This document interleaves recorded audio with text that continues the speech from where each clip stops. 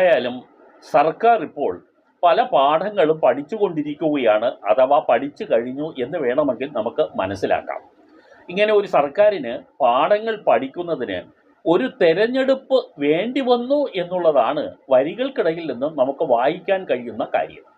ഈ കഴിഞ്ഞ തെരഞ്ഞെടുപ്പിൽ നല്ലൊരു വിഭാഗം വോട്ട് ഈ ഭരണ കക്ഷിക്ക് കുറഞ്ഞതിൻ്റെ പിന്നിൽ ഭൂമി തരം മാറ്റവുമായി ബന്ധപ്പെട്ട വിഷയങ്ങളും ഉണ്ടായിരുന്നു എന്നുള്ളതാണ് A+ ട്യൂബ് ആവർത്തിച്ച് പറയുന്നത്.